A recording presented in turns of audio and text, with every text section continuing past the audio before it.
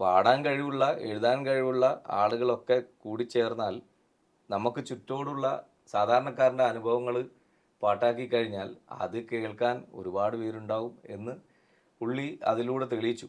അപ്പം ഒപ്പം നിന്ന ആളുകൾക്കൊക്കെ നിങ്ങൾ ഈ പറഞ്ഞ പോലെ പ്രൊഡ്യൂസർമാർക്കൊക്കെ മനസ്സിലായി ഇതിൽ പിന്നെ പ്രശസ്തി മാത്രമല്ല സാമ്പത്തികവും നന്നായിട്ട് ഉണ്ടാവും. അപ്പം ഇത് രണ്ടും കൂടെ ഒരുമിച്ച് അങ്ങനെ മുന്നേറി എന്നുള്ളതാണ്.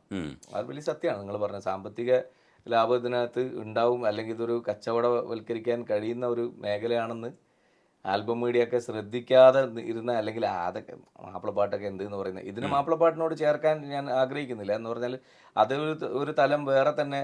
ഈ ഹിസ്റ്റോറിക്കലായിട്ട് 1000-450 കൊല്ലത്തെ ചരിത്രം ഒക്കെ പറയാനുള്ള ഒരു മേഖലയാണ് മാപ്പിളപ്പാട്ട്.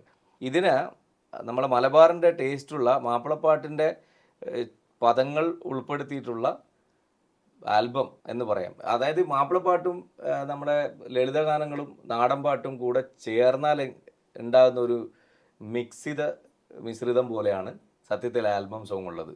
ചില ഏരിയ നോക്കിയാൽ ചിലപ്പോൾ പല്ലവി തുടങ്ങുന്നേരം ഈശലും മൊഞ്ചും ഒക്കെ കൊടുത്താലും കുറച്ച് കഴിഞ്ഞ് അനുപല്ലവിയിലേക്ക് എത്തുമ്പോൾ അത് നാടൻ പാട്ടിൻ്റെ ചില സാധനങ്ങളിലേക്ക് വരുന്നുണ്ട്.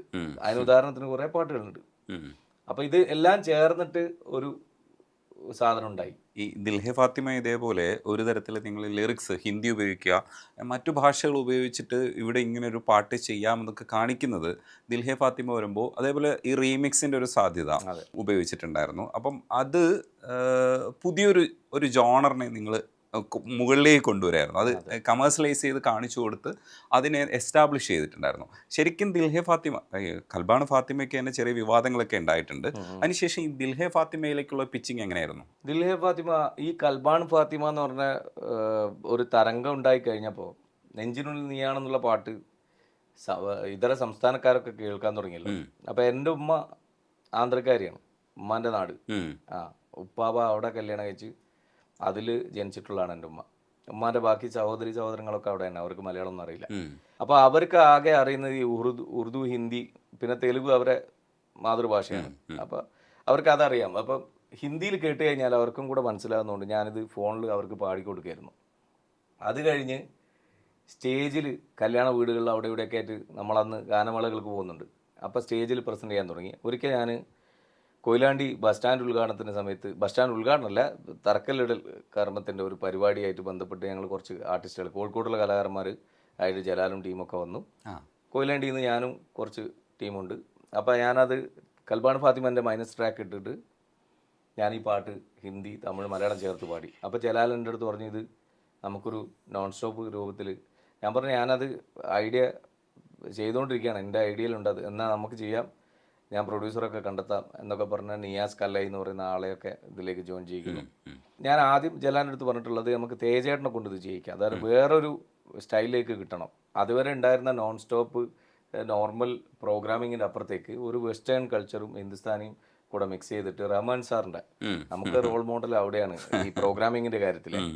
അപ്പം റഹ്മാൻ സാർ മെലഡി ചോർന്നു പോകാതെ ഇന്ത്യൻ ഇൻസ്ട്രുമെൻറ്റ്സ് എല്ലാം കൂടെ ഉപയോഗിച്ചിരിക്കെ റിതം സൈഡൊക്കെ മിക്കവാറും വെസ്റ്റേൺ ബീറ്റ് ബോക്സ് ഒക്കെ ഉപയോഗിച്ചിട്ട് മൈക്കിൾ ജാക്സൻ്റെ ഒക്കെ പാട്ടുകളിലുള്ള സാധനങ്ങൾ ഉപയോഗിച്ചിട്ട് ആ ഒരു മിക്സ് പരിപാടി ഒരുപാട് ചെയ്തിട്ട് വിജയിപ്പിച്ചിട്ടുള്ള ആളാണ്.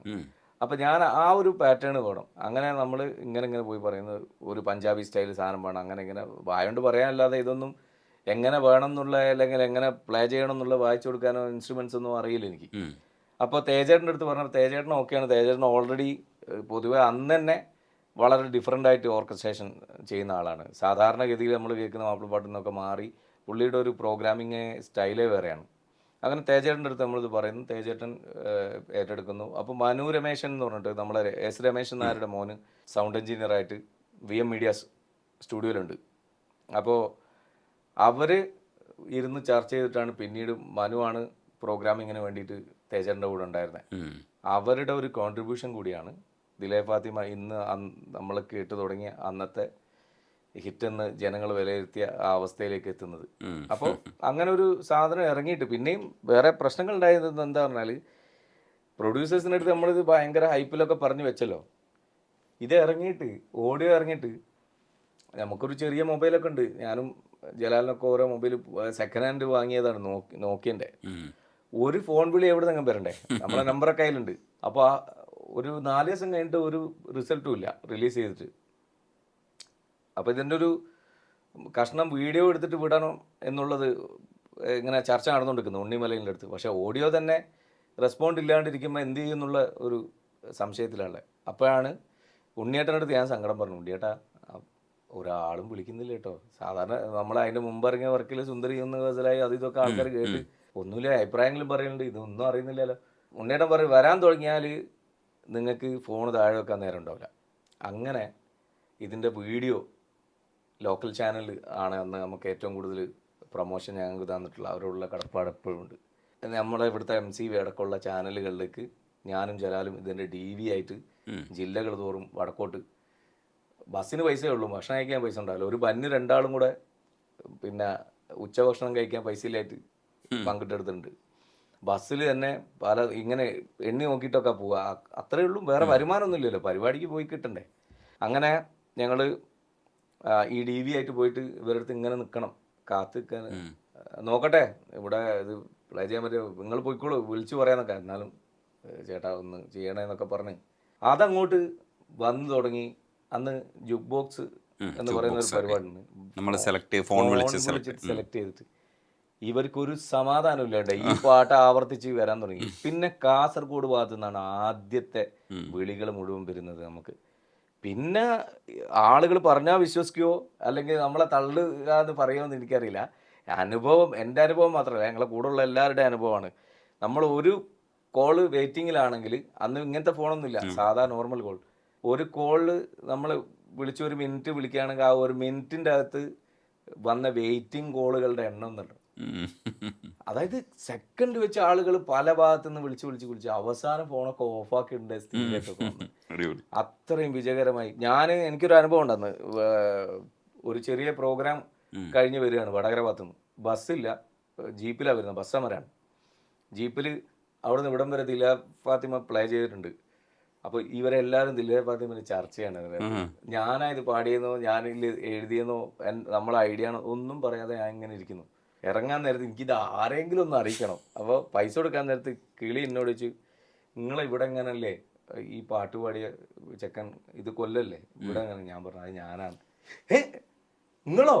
അന്ന് പിന്നെ നമുക്ക് ഈ സെൽഫി പരിപാടി ഒന്നും ഇല്ലാത്തതുകൊണ്ട് പിന്നെ കുറെ നേരം പൈസ വാങ്ങാണ്ട് എനിക്ക് ഫ്രീ ആയിട്ട് യാത്ര തന്നത് മാത്രമല്ല, ജീപ്പിനകത്തുള്ള മുഴുവൻ ആളുകളും നമ്മുടെ ഉള്ള സ്നേഹം കാണിക്കുകയും നിന്ന് കരയണോ ചിരിക്കണോ എന്താക്കണോ ആരോട് പറയും വായരൊക്കെ നട്ടപ്പായരൊക്കെ ഞാൻ ഇവിടെ വന്നിറങ്ങുന്നത്. അപ്പൊ അന്ന് മുതൽ പിന്നെ നമുക്ക് ഒരു ആർട്ടിസ്റ്റ് എന്നുള്ള പരിഗണന കിട്ടിത്തുടങ്ങി. എനിക്ക് മാത്രമല്ല, അതിനകത്ത് പങ്കെടുത്ത എല്ലാവർക്കും. ദിൽഹ ഫാത്തിമയിലെ കുറച്ച് വരികൾ പാടാൻ നമുക്ക് ആശ്രയിച്ച അതിൻ്റെ അനുപല്ലവി വരി മുതൽ പാടാനാണ് ഞാൻ ആഗ്രഹിക്കുന്നത്. എനിക്ക് ഭയങ്കര ഇഷ്ടപ്പെട്ട വരികളാണ്. കാതോരം നീയപ്പോൾ ചൊല്ലിയ കാര്യം കനിയേ അത് കനവല്ലായിരുന്നെങ്കിൽ तेरी आँखों से देखा मैंने प्यारे प्यारे मोहब्बत की सपने കാലൊച്ച കേട്ടപ്പോൾ മെല്ലെ അടുത്തു ഞാൻ കെട്ടിപ്പിടിച്ചു നിന്നെ ഉമ്മ വച്ചു പുളകം പൂത്തുലഞ്ഞു നിലവേ ഉന്നെ நினைத்து நான் ரசிக்கிறேன் இதயம் இரவில் உன்னைத்தான் தேடுகிறேன் அழகே நின் അനുരാഗം അലിവാർന്നിറങ്ങി ആ മധുര തേരുണ്ണാൻ മോഹങ്ങളേറി